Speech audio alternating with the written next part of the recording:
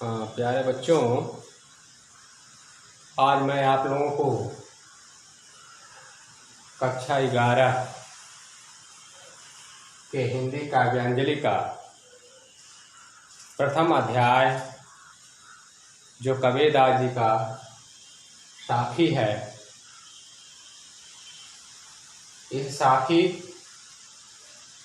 के 14 से 17 तक के दोहों को पढ़ाएंगे। इसके पिछले वाले वीडियो में साखी के ही 13 तक के दोहों का अर्थ और व्याख्या करके बताया गया था। अब उसी को आगे बढ़ाते हुए आज के इस वीडियो में हम 14 से 17 तक के दोहों का व्याख्या करेंगे और उसको हम बताने जा रहे हैं। तो इस वीडियो को आप लोग ध्यान से देखेंगे, सुनेंगे और इसे समझने का प्रयास करेंगे। जैसा कि हर वीडियो में हम आप लोगों से यह कहते चले आ रहे हैं कि आप इन पदों की जो व्याख्या बताई जा रही है उनको कॉपी पर नोट करते जाएंगे, जिससे यह लाभ होगा कि आपको बार बार इस वीडियो को नहीं देखना पड़ेगा। यदि आप भूल जाते हैं तो उस कॉपी को खोल करके उसको पढ़ सकते हैं, फिर आपको याद हो जाएगा। क्योंकि इस ऑनलाइन जो क्लास चल रहे हैं इसमें बहुत से ऐसे बच्चे हैं जिनके पास या जिनके घर पर व्हाट्सएप नंबर की मोबाइल नहीं है या जिसमें व्हाट्सएप चलता है वह मोबाइल नहीं है। जिनके पास भी है तो उनको बहुत कम से कम मोबाइल मिल पा रहा है। तो इसको सही तरीके से समझने के लिए, विधिवत तरीके से जानने के लिए आप कॉपी में नोट्स बनाते रहिए, ताकि आप भूल भी जाते हैं तो उसको फिर से दोहरा सकें। और नहीं, जो नहीं नोट्स बनाते हैं, जिनके पास मोबाइल भरपूर मात्रा में अवेलेबल है, तो वे इस वीडियो को एक बार देखें, नहीं समझ में आता है, दूसरी बार देखें, नहीं समझ में आता है, फिर तीसरी बार देखें, जरूर समझ में आएगा। तो देखिए, चौथा दोहा इस साखी का, सॉरी चौथा है, 14वां दोहा। 14वां दोहा है साखी का कि पाड़ी हीते हिम भया, पाड़ी हीते हिम भया, हिमवय गया बिलाय। पाड़ी हीते हिम भया, हिमवय गया बिलाय। जो कुछ था सोई भया, अब कुछ कहा न जाए। तो इसमें कबीरदास जी क्या कहना चाह रहे हैं, इसको सुने। पहले तो हम इसका अर्थ शब्दों का आपको बता देते हैं। पाड़ी जिसे कि शुद्ध देहाती शब्द है, यह काव्य सौंदर्य बताया जाता है। तो इसमें यह बताया गया है कि कबीरदास जी की जो भाषा है वो सदुकड़ी है, पंचमेल खिचड़ी है, जिसमें उन्होंने ठेठ देहाती के शब्दों का भी इस्तेमाल किया है। हिंदी के शब्द का इस्तेमाल किया है, उर्दू के शब्दों का इस्तेमाल किए हैं। तो इस तरह से यहाँ पाड़ी, पाड़ी का अर्थ होता है पानी यानी जल। हित हिम, हिम मीन्स होता है बर्फ। भया हिम वय गया विलाय, हिम यानी बर्फ, वय हो गया, विलाय, विलाय भी होता है पिघल करके, इन पिघलना। हिम की विशेषता क्या है? हिम ठोस अवस्था है। द्रव अवस्था में कब आता है? जब वह बर्फ पिघल जाता है। और बर्फ पिघलता कब है? जब उसके ऊपर टेम्परेचर यानी तापमान बढ़ता है, उसको हम गर्म करते हैं। तो पाड़ी हिते हिम भया, हिम वय गया विलाय, और जो कुछ था सोई भया, जो जिस अवस्था में था उसी अवस्था में आ गया। अब कुछ कहा न जाए, अब इसके आगे कुछ कहा नहीं जा सकता है। यानी कबीरदास जी कह रहे हैं, ये तो शाब्दिक अर्थ है। आध्यात्मिक जब अर्थ, उसको भी हम बताएंगे, सुन लेंगे आप। इसको पहले आप शाब्दिक अर्थ ही जान लें कि पानी ही ते हिम भया। कबीरदास जी कह रहे हैं कि पानी से बर्फ बना, यानी पानी की ठोस अवस्था बर्फ है, तो पानी से बर्फ बना। हिम वय गया विलाय, और बर्फ पुनः पिघल करके क्या हो गया? पानी बन गया। जो कुछ था सोई भया, जो जिस अवस्था में था उसी अवस्था में आ गया। अब कुछ कहा न जाए, अब इसके आगे कुछ कहा नहीं जा सकता। ये रहा शाब्दिक अर्थ या शाब्दिक व्याख्या। लेकिन अध्यात्म के क्षेत्र में हम चलेंगे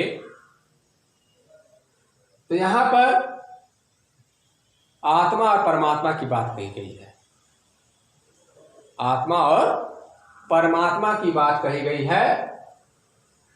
यहां कहा जा रहा है पाड़ी, पाड़ी का मतलब यहां परमात्मा से है, और हिम का मतलब होता है आत्मा से। यानी हमारी आत्मा परमात्मा से बनी हुई है, परमात्मा से निकली हुई है। परम पिता परमेश्वर या परमात्मा जिसको कहते हैं, या यह कहा जा सके कि जिस या जो शक्ति इस सृष्टि को चला रही है, उसी को हम भगवान या परमात्मा मान लें। जो शक्ति इस सृष्टि को चला रही है, हमको जो चला रही है, या हमारे अंदर जो बोलने का गुण है जिसके द्वारा मिला हुआ है, उसी को हम परमात्मा कहते हैं। कहा जाता है ना कि परमात्मा का कोई रूप रंग आकार नहीं है, निराकार है, वो हवा के रूप में है, जो हम अपने आंखों से नहीं देख सकते। हमारी आत्मा हमारे शरीर के अंदर है, लेकिन वो दिखाई नहीं दे सकती।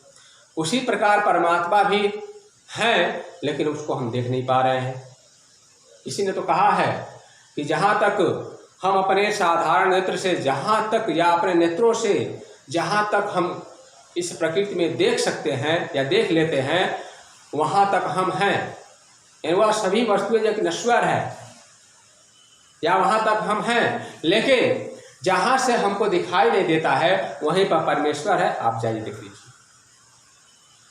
कहना तो आसान है, लेकिन फिर वहाँ जब जाएंगे तो वहाँ से फिर वो दूरी क्या हो जाएगी? बढ़ जाएगी। जहाँ तक हमको दिखाई देगा वहाँ तक हम हैं, उसके आगे जहाँ से नहीं दिखाई दे रहा वहाँ परमात्मा है। इन कहने होता यह है कि परमात्मा को हम देख नहीं सकते। जो बोल रहा है, हमारे शरीर के अंदर से जो आवाज़ आ रही है, कंठ के अंदर से जो आवाज़ आ रही है, गले के अंदर से निकल रही है ना, जिह्वा के द्वारा जो उच्चारित की जा रही है, जिसको हम देख नहीं पा रहे हैं, आवाज़ को हम देख नहीं पा रहे हैं, लेकिन उसको केवल महसूस कर सकते हैं। वो कानों तक जो हमारे आ रही है, तो हमको यह लग रहा है कि हम सुन रहे हैं, या हमको क्या कहा जा रहा है, या हम क्या कह रहे हैं, हमको भी वो सुनाई दे रहा है। और आप भी सामने बैठे हैं तो आपको भी हमारी आवाज़ सुनाई देगी। तो यहाँ पर वही चीज़ बताई जा रही है। आध्यात्मिक ये दोहा है। आध्यात्मिक का मतलब है परमात्मा, परमात्मा से आत्मा बनी।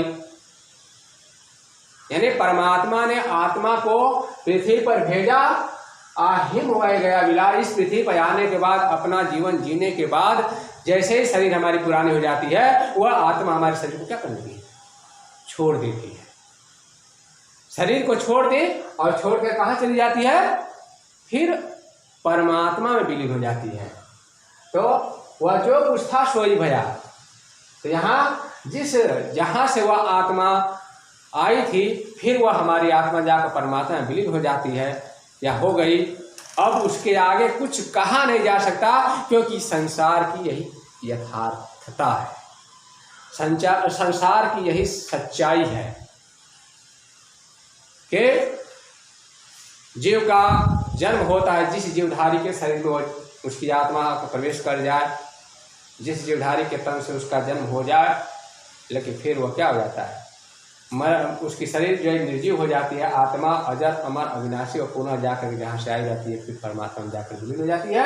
तो वह यही बताने का प्रयास कर रहे हैं कि यह मनुष्य, तुम्हें आकर्षक जो वस्तु जो इस संसार में, भौतिक संसार में जो आकर्षक वस्तु जो दिखाई दे रही हैं, उसके पीछे भागने का कार्य मत करो, क्योंकि जब भागोगे तो तुम्हारे द्वारा कोई न कोई गलत कार्य जरूर होगा। अगर गलत कार्य होगा तो जिस कार्य के लिए तुमको जिस मनुष्य का शरीर मिला हुआ है, फिर जो तुमको 84 लाख प्रजातियों के बीच जाकर के भ्रमण करना हो सकता है। इसलिए ये मनुष्य का जो शरीर है, मनुष्य जो प्रजाति है, सबसे श्रेष्ठ जो मानी जाती है, इस शरीर को पा करके ही हमको मुक्ति या इस संसार से मुक्ति की प्राप्ति हो सकती है। यह बताने का प्रयास कर रहे हैं। एक बार पुनः देख लीजिए। पाड़ी ही ते हिम भया, हिम वह गया बिलाय, जो कुछ था सोई भया, अब कुछ कहा न जाए। यानी पानी से बर्फ बना और बर्फ पुनः पिघल कर क्या हो गया, पानी ही बन गया। जो जिस अवस्था में था उसी अवस्था में आ गया। अब उसके आगे कुछ कहा नहीं जा सकता। अर्थात यही संसार की सच्चाई है, जो इंसान के आंखों के सामने दिख रही है, लेकिन फिर भी इंसान उसको समझ नहीं पा रहा है। यह अब ये 15 का है, ये 14 का, 15 दोहा है। पंख उड़ाड़ी गगन को, पंख उड़ाड़ी गगन को, प्यंड रहा परदेश। पंख उड़ाड़ी गगन को, प्यंड रहा परदेश, अपाड़ी पिया चंच बिन, पाड़ी पिया चंच बिन, भूल गया यह देश। देखिए कितनी अच्छी बात कहे हैं। यह भी दोहा, जो जितने भी दोहे हैं या जितने भी पद इनके द्वारा लिखा गया है, किसके द्वारा, कबीरदास जी के द्वारा लिखा गया है, सब में अध्यात्म है। इसलिए इनके सभी रचनाओं में शांत रस पाया जाता है, और शांत रस वहाँ पाया जाता है जहाँ आत्मा और परमात्मा की बात कही गई हो। यहाँ भी आप देख सकते हैं पंख, पंख भी होता है। पहले इसका हम शाब्दिक अर्थ जान लें, उसके बाद फिर आध्यात्मिक जो है भाव को समझेंगे। तो पंखी, पंख भी होता है पक्षी, पंख भी क्या होता है, पक्षी। उड़ाड़ी यानी उड़ गई, गगन आकाश में, कू में या कू। प्यंड, प्यंड भी होता है शरीर, प्यंड क्या होता है, शरीर। रहा परदेश, परदेश यानी इस संसार रूपी परदेश। पानी पिया चंच बिन, पानी में होता है पानी या जल, पिया का मतलब पीना, चंच में होता है चोंच, बिन में होता है बिना, चोंच के। भूली, भूल गया यह देश इस संसार। देखिए इसका शाब्दिक अर्थ जान लीजिए। पहले पंख उड़ाड़ी गगन को, प्यंड रहा परदेश, अपाड़ी पिया चंच बिन, भूल गया यह देश। कबीरदास जी कह रहे हैं कि आत्मा रूपी पक्षी, यह पक्षी जो पंख जो कहा गया है, यह पंख साधारण पक्षी के लिए नहीं है। साधारण पक्षी की जब बात कहेंगे तो साधारण पक्षी तो आकाश में अपने पंख के द्वारा उड़ती है, डैनों के द्वारा उड़ती है, लेकिन उसका शरीर भी आकाश में उड़ता हुआ दिखाई देता है, क्योंकि वो जहाँ जाएगी तहाँ उसका शरीर सशरीर हो जाती है, उड़ती। लेकिन यहाँ पर इस पंख का मतलब यानी पक्षी का मतलब है आत्मा रूपी पक्षी। आत्मा रूपी पक्षी उड़ाड़ी गगन को, आकाश में उड़ गई। ठीक है, आत्मा रूपी पक्षी आकाश में यानी उड़ गई। प्यंड रहा परदेश, और उसका शरीर, उसका शरीर इस संसार रूपी प्रदेश में रह गया। क्योंकि जब कोई जीवधारी मरता है उसकी आत्मा उसके शरीर से निकल जाती है और शरीर नहीं रह जाती है। कहा जाता है ना कि हम न तो कुछ लेकर के आए हैं और ना ही कुछ यहाँ से लेकर के जाते हैं। बस अपना यश, अपना कर्म जो हमारे द्वारा किया जाता है वही इस संसार से मतलब जाता भी है और इस संसार में क्या कहते हैं, ओझ बन करके रह जाता है और लोग जानने वाले भी आपको मिलेंगे।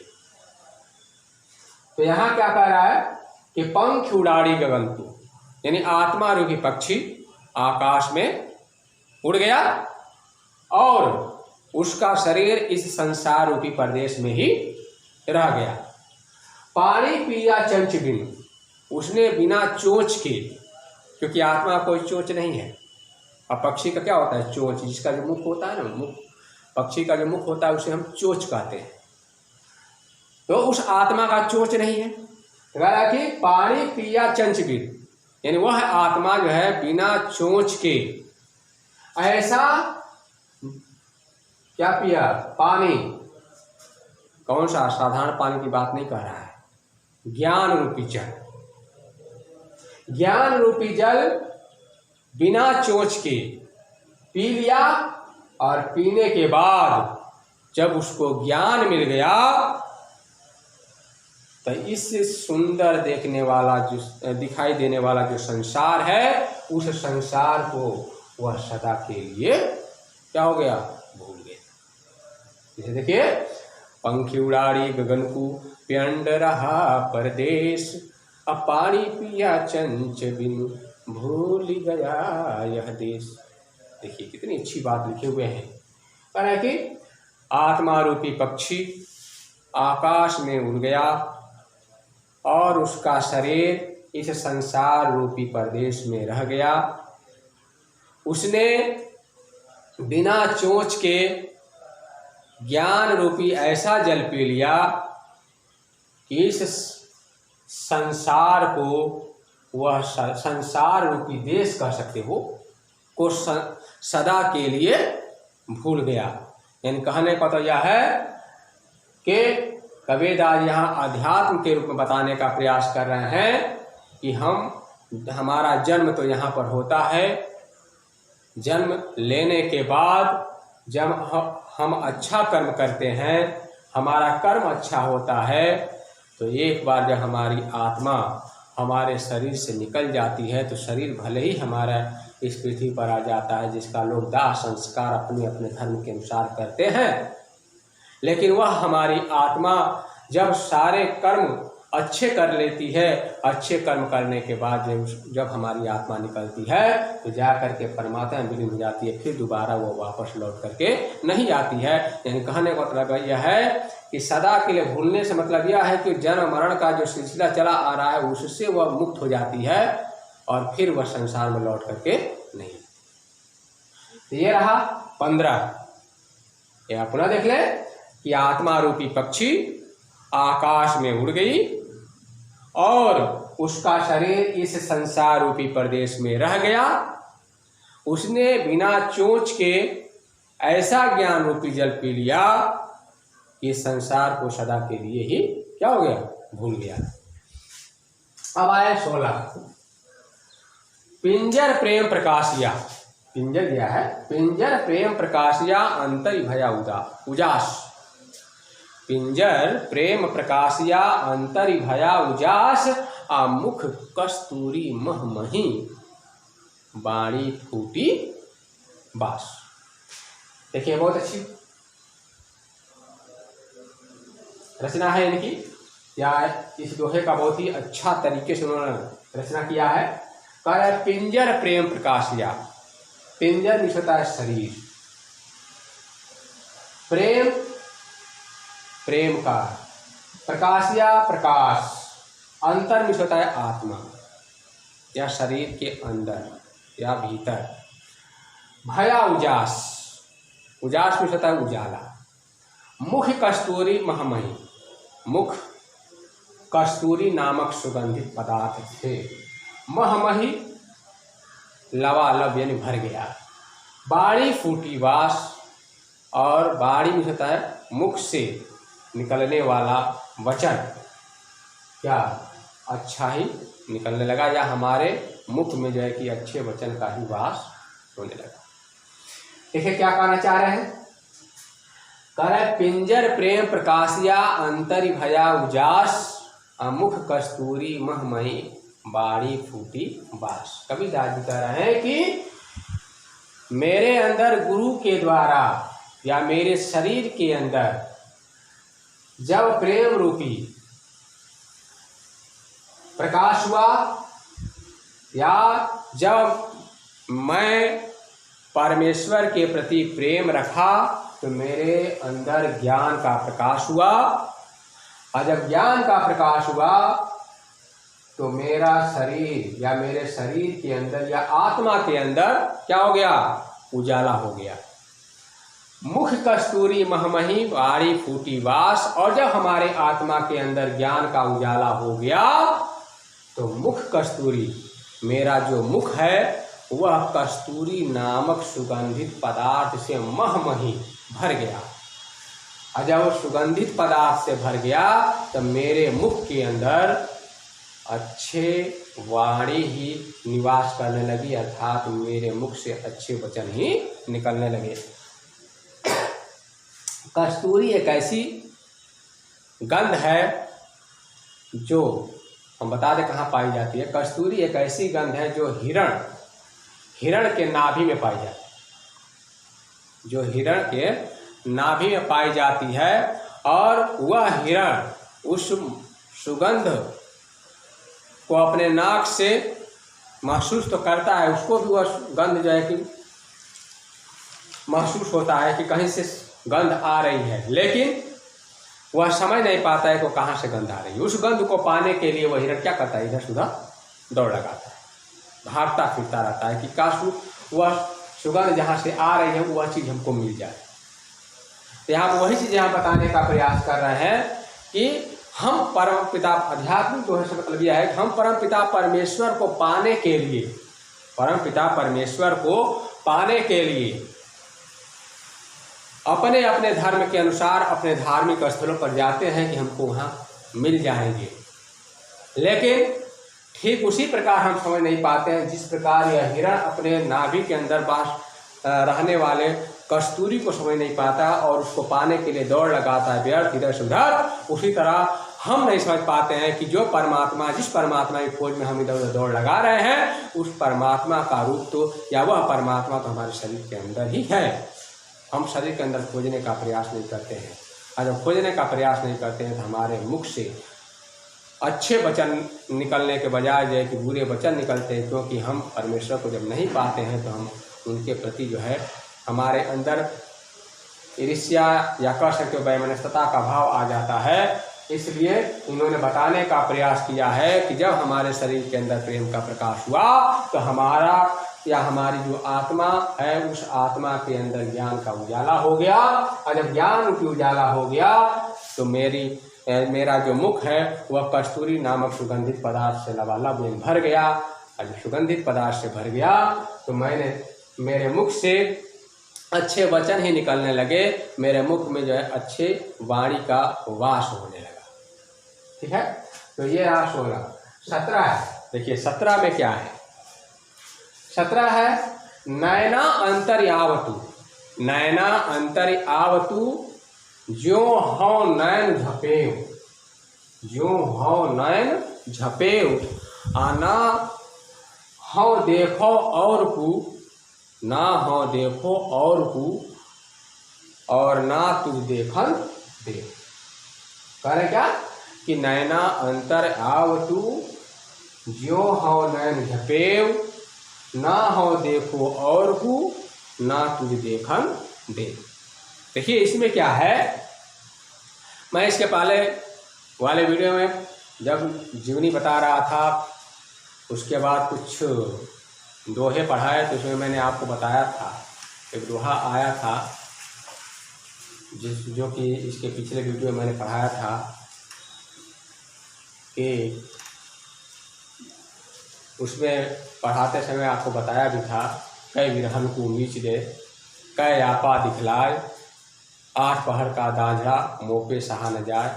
यह पिछले वीडियो में मैंने आपको बताया था। उसमें यह भी बताया था कि कबीरदास जी अपने आत्मा को एक स्त्री का रूप दे करके और परमपिता परमेश्वर को पुरुष का रूप दे करके लिखे हुए है। तो यहाँ भी वही चीज़ देखने को मिल रहा है। उन्होंने आत्मा को स्त्री का रूप दे करके और परमपिता परमेश्वर को प्रीतम का रूप दे करके, यानी अपने प्रियतम का रूप दे करके उन्होंने लिखा है। कहा कि नैना अंतर्यावतु, नैना में होता है आँख, अंतर में भीतर, आवतु आ जाओगे, जो हूँ उसी पल हूँ यानी मैं, नैन झपे हो अपनी आंखें बंद कर दी। फिर क्या, नैन झपे होता, नैन होता आँख और झपे में बंद करना। ना हो देखो और को, ना तो हूँ मैं, देखो और को, और भी होता है दूसरे को, ना तुझे देखन दे और ना ही तुझे किसी और को देखने दूंगी। यानी यहाँ पर कबीरदास जी कह रहे हैं कि उनकी आत्मा रूपी स्त्री कह रही है कि ऐ मेरे प्रियतम, ऐ परमेश्वर या परमेश्वर रूपी प्रियतम, जैसे ही आप मेरे आंखों के अंदर आ जाएंगे, जैसे ही आप मेरे आंखों के अंदर आ जाएंगे, उसी पल मैं अपनी आंखें क्या कर लूँगी, बंद कर लूँगी। उसी पल मैं अपनी आंखें बंद कर लूँगी। ना हो देखो और को, और जब आंखें बंद कर लूँगी तो ना तो मैं किसी और पुरुष को देखूँगी और ना तुझ देखन देव, और ना ही आपको किसी और स्त्री को देखने दूंगी। तो इस दोहे में कहीं न कहीं सौतिया डाह, जो सौतन का जो डाह, जो आग या जो जलन होती है, वह देखने को मिल रहा है। रीजन यह है कि कोई भी स्त्री या किसी भी स्त्री का पति अगर किसी गैर स्त्री से जाकर के बात करना शुरू कर देता है तो उसके अंदर ईर्ष्या का भाव हो जाता है। या किसी पुरुष से बात करने लगती है उसकी अगर पत्नी, तो वहाँ पर भी देख करके ईर्ष्या का भाव जो पुरुष के अंदर आ जाता है। तो यह एक तरह का सौतिया डाह जिसको कहा जाता है, वह चीज़ इसमें दिखाई दे रहा है। कह रहे हैं क्या, कबीरदास जी कह रहे हैं कि, या उनकी आत्मा कह रही है कि हे परम पिता परमेश्वर, या ऐ मेरे परमेश्वर रूपी प्रियतम, जैसे ही आप हमारे आंखों के अंदर आ जाएंगे, बस जाएंगे, निवास करने लगेंगे, उसी क्षण मैं अपनी आंखों को बंद कर लूँगी। ना तो मैं किसी और को देखूँगी और ना ही किसी और को आपको देखने दूँगी। यानी यहाँ पर जो है आपका, जो मैंने बताया ना, इसमें इस दोहे में कबीरदास जी ने अपने आत्मा को स्त्री का रूप दिया है। ठीक है, तो ये रहा 14 से लेकर के 17 तक के दोहे। अब इसमें इसकी काव्य सौंदर्य की जब बात कही जाए तो या पिछले वीडियो में जो काव्य सौंदर्य आपको बताया गया था, लगभग सेम वही रहेगा। आपका क्या है, छंद, दोहा छंद ही है। रस की बात कही जाए तो शांत रस है। अलंकार, रूपक, अनुप्रास, रूपका, तिर्योक्ति, ये सब जो है इसके अंतर्गत आपको मिलेंगे, ये पाए जाते। अलंकार की बात कही जाए, भाषा की जो बात कही जाएगी तो भाषा जो है इसमें आपका शतुकड़ी भाषा है, जिसको पंचमेल खिचड़ी के नाम से जाना जाता है। इस तरह जो है कहा जाए कि इसमें गुण की बात कही जाए तो गुण इसमें प्रसाद गुण है। तो ये काव्य सौंदर्य हुआ। और संदर्भ हमने आपको किसी वीडियो में इसलिए नहीं बताया क्योंकि संदर्भ आप बहुत मतलब कि निचले कक्षाओं से लिखते चले आ रहे हैं। ठीक है, तो संदर्भ इसलिए मैंने बताया कि आप संदर्भ तो लिखना जानते ही हैं। प्रसंग क्या है, प्रसंग का मतलब है जिसके बारे में, किसके बारे में लिखा गया है। जैसे कि हर दोहा बताने के पहले मैं आपको यह बता रहा हूँ कि इससे यह दोहा किससे संबंधित है, इसमें क्या प्रसंग है, क्या रखा गया है, किसको जो एक लक्ष्य बना करके लिखा गया है, तो प्रसंग में आ गया। और एक्सप्लेन इन व्याख्या, जैसा कि अभी मैंने आपको किया और करके बताया। तो इस तरह आप इसको तैयार कर लेंगे और तैयार करने के साथ साथ मैंने आपसे कहा कि इसको नोट भी कर लेंगे। जिस किसी के पास, मैं एक बार फिर से आपसे कह रहा हूँ कि जिस किसी के पास यदि हिंदी की किताब नहीं है तो वह हिंदी की बुक यानी किताब खरीद ले। हिंदी की किताब खरीद लेंगे तो आपको पता चलेगा उसमें कि हाँ कौन सा दोहा जो ये लिखा गया है बोर्ड पर, यह दोहा वही है कि नहीं है। ऐसा तो नहीं है कि कहीं बाहर से पढ़ाया जा रहा हो, आपके कोर्स का है कि नहीं है, इसके बारे में आपको पता चल जाएगा। इसलिए आप किताब भी खरीद लें। तो आज के इस वीडियो में बस इतना ही। इसके आगे के नेक्स्ट जो दोहे हैं साखी के, उन दोहों को अब अगले वीडियो में आपको हम व्याख्या करके बताएंगे।